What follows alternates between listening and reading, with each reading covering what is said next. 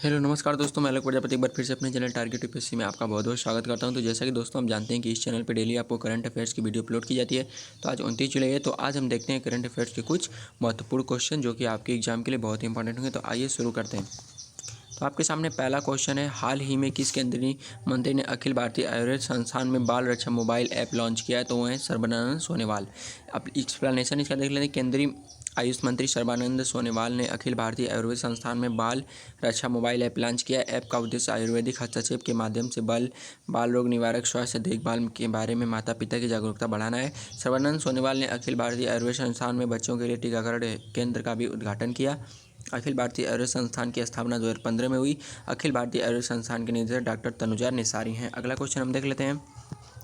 राष्ट्रमंडल खेलों के उद्घाटन समारोह में निम्नलिखित में से भारतीय दल का ध्वजारोहक किसे बनाया गया? तो है पीवी सिंधु। तो जैसा कि आप जान चुके हैं कि राष्ट्रमंडल खेलों का आज से यानी 29 जुलाई से आगाज़ हो चुका है, जो कि आज भारत और ऑस्ट्रेलिया के बीच पहला क्रिकेट की बात करें तो उसमें भारत और ऑस्ट्रेलिया के बीच आज महिला टीम का मैच है। तो यहाँ पे देख सकते हैं कि राष्ट्रमंडल खेलों के उद्घाटन समारोह में निम्नलिखित में से भारतीय दल का ध्वजारोहण किसे बनाया गया? तो आप देख सकते हैं पीवी सिंधु को। एक्सप्लेनेशन देख लेते हैं। बैडमिंटन खिलाड़ी पीवी सिंधु को राष्ट्रमंडल खेलों के उद्घाटन समारोह में भारतीय दल का ध्वजारोहक बनाया गया है। ओलंपिक चैंपियन नीरज चोपड़ा को ध्वजवाहक बनाने की उम्मीद थी, लेकिन विश्व चैंपियनशिप में लगी ग्रोइन चोट के कारण उन्हें राष्ट्रमंडल खेलों से हटना।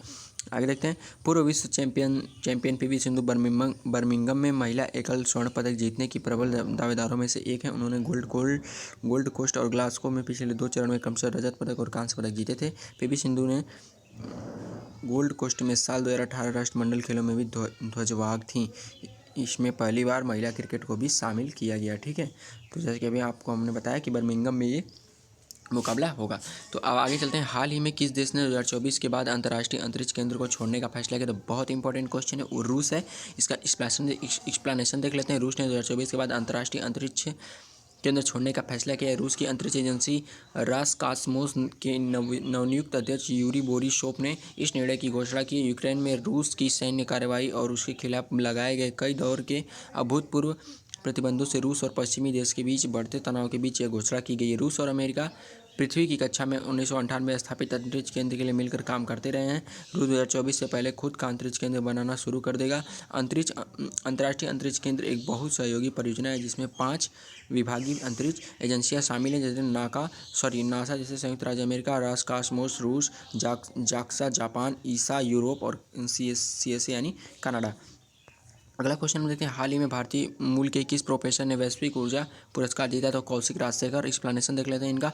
भारतीय मूल के प्रोफेसर कौशिक राजशेखर ने वैश्विक ऊर्जा पुरस्कार जीता है। राजशेखर ह्यूस्टन विश्वविद्यालय में इंजीनियरिंग के प्रोफेसर हैं। उनको ये पुरस्कार बिजली उत्पादन उत्सर्जन को कम करते हुए परिवहन, विद्युतीकरण और ऊर्जा दक्षता प्रौद्योगिकियों में उत्कृष्ट योगदान के लिए दिया गया। अगला हम क्वेश्चन देखते हैं। हाल ही में अंतर्राष्ट्रीय क्रिकेट परिषद ने कितने देशों को एसोसिएट सदस्य का दर्जा दिया? तो 3 देशों को। ठीक है, एक्सप्लेनेशन देख लेते हैं। अंतर्राष्ट्रीय क्रिकेट परिषद ICC अर्थात इंटरनेशनल क्रिकेट काउंसिल ने 3 देशों को एसोसिएटेड सदस्य का दर्जा दिया। उज्बेकिस्तान, कंबोडिया और आइवरी कोस्ट ICC के नए सदस्य बने हैं। बर्मिंघम में ICC की वार्षिक बैठक के दौरान इस बात का निर्णय लिया गया। ICC के सदस्य देशों की कुल संख्या 108 हो गई है, जिसमें 98 एसोसिएटेड सदस्य हैं। उज्बेकिस्तान और कंबोडिया को मिलाकर अब ICC में एशियाई देशों की संख्या 25 हो गई है। वहीं आइवरी कोस्ट 21वां अफ्रीकी देश है जिसे ICC की मेंबरशिप मिली है। ICC सदस्यता के लिए यूक्रेन का आवेदन तब तक के लिए टाल दिया गया है जब तक कि देश के भीतर क्रिकेट गतिविधि सुरक्षित रूप से फिर से न शुरू हो जाए, लेकिन ICC इस प्रक्रिया के माध्यम से यूक्रेन क्रिकेट महासंघ का समर्थन करना जारी रखेगा। तो आइए हम अगला क्वेश्चन देखते हैं। हाल ही में केंद्रीय मंत्रिमंडल ने किस सार्वजनिक उद्यम कंपनी के पुनरुद्धार के लिए 1.64 लाख करोड़ रुपए से अधिक के पैकेज को मंजूरी दी? कौन सा है? BSNL। एक्सप्लेनेशन देख लेते हैं BSNL के बारे में। 27 जुलाई 2022 को केंद्रीय मंत्रिमंडल ने भारत संचार निगम लिमिटेड BSNL के लिए 1.64 लाख करोड़ रुपए से अधिक के पुनरुद्धार पैकेज की मंजूरी दी। आगे देखते हैं। इसमें 43,964 करोड़ रुपए की नकद सहायता और 1.20 लाख करोड़ रुपए की गैर नकद सहायता शामिल है। पैकेज का उद्देश्य BSNL को एक अस्थायी इकाई और जीवंत दूरसंचार भागीदार बनाना है। पुनरुद्धार कार्यक्रम 4 साल की अवधि के लिए है। आगे चलते हैं। प्रतिवर्ष विश्व हेपेटाइटिस दिवस कब मनाया जाता है? 28 जुलाई। हर पेपर में पूछे जाने वाला क्वेश्चन है। प्रतिवर्ष विश्व हेपेटाइटिस दिवस कब मनाया जाता है? 28 जुलाई को। एक्सप्लेनेशन देख लेते हैं। प्रतिवर्ष 28 जुलाई को विश्व हेपेटाइटिस दिवस मनाया जाता है।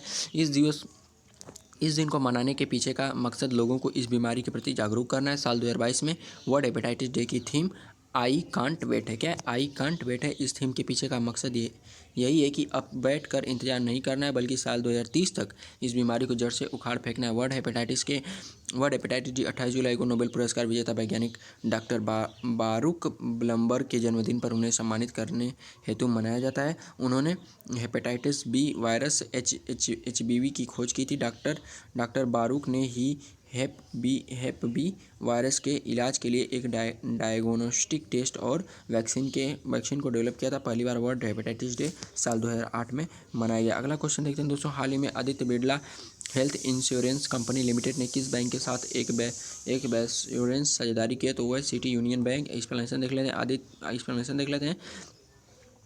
Aditya Birla health insurance company limited ने सिटी यूनियन बैंक CUB के साथ एक बैंक इंश्योरेंस साझेदारी की घोषणा की है। भारत में बैंक की शाखाओं के नेटवर्क के माध्यम से स्वास्थ्य बीमा उत्पादों के वितरण के लिए किया गया। Star Health and Alliance Insurance, जिसे पहले रेलिगेयर हेल्थ इंश्योरेंस कंपनी के नाम से जाना जाता था, के साथ बैंक इंश्योरेंस समझौते के बाद सिटी यूनियन बैंक के लिए यह तीसरा स्वास्थ्य बीमा समझौता है। अगला क्वेश्चन हम देख लेते हैं। हाल ही में असम के किस प्रसिद्ध साहित्यकार का निधन हो गया? तो अतुलानंद गोस्वामी। इनके बारे में हम देख लेते हैं। असम के प्रसिद्ध साहित्यकार और साहित्य अकादमी पुरस्कार विजेता अतुलानंद गोस्वामी का गुवाहाटी में निधन हो गया। अतुलानंद गोस्वामी को एक लघु कथाकार, एक साहित्यकार और एक उत्कृष्ट उपन्यासकार के रूप में जाना जाता था। ठीक है। 2006 में उन्हें लघु संग्रह कहानी सेने जरीर गांधी के लिए साहित्य अकादमी पुरस्कार दिया गया। आगे देखते हैं। उन्हें अंबिका गिरी राय चौधरी साहित्य पुरस्कार, कुमार किशोर मेमोरियल पुरस्कार तथा पुरस्कार और स्नेहा भारती साहित्य सम्मान पुरस्कार भी मिला है। अतुलानंद गोस्वामी ने अंग्रेजी, बंगाली और ओडिया ग्रंथों का असमिया ग्रंथों का अंग्रेजी में अनुवाद किया। अगला क्वेश्चन हम देखते हैं। हाल ही में किस देश में 300 वर्षों बाद लुलु रोज नाम का सबसे बड़ा गुलाबी हीरा मिला है? तो अंगोला। ध्यान देंगे, बहुत इंपॉर्टेंट है। हाल ही में किस देश में 300 वर्षों बाद लुलु रोज नाम का सबसे बड़ा गुलाबी हीरा मिला? तो क्या अंगोला। इसका एक्सप्लेनेशन देख लेते हैं।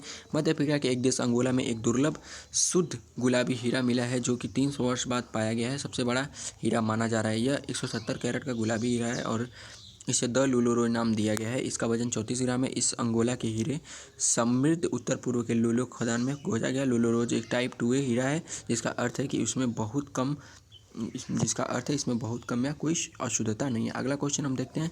हाल ही में टाटा एडवांस सिस्टम्स लिमिटेड ने एक स्वदेशी रूप से विकसित quick reaction fighting vehicle medium किसे प्रदान किया? तो भारतीय सेना को। एक्सप्लेनेशन। एरोस्पेस और रक्षा के लिए टाटा समूह की शाखा Tata advance system limited TASL ने भारतीय सेना को एक स्वदेशी रूप से विकसित quick reaction fighting vehicle medium QRFA दिया है। यह वाहन भविष्य में होने वाली लड़ाइयों और युद्ध जैसी स्थितियों में भारतीय सेना की परिचालन क्षमता को क्या बढ़ाएगा?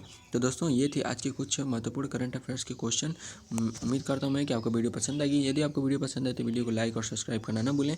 तो मिलते हैं अगले दिन नेक्स्ट वीडियो के साथ, नेक्स्ट करंट अफेयर्स के साथ। तब तक अपना ख्याल रखें। Bye bye, have a nice day.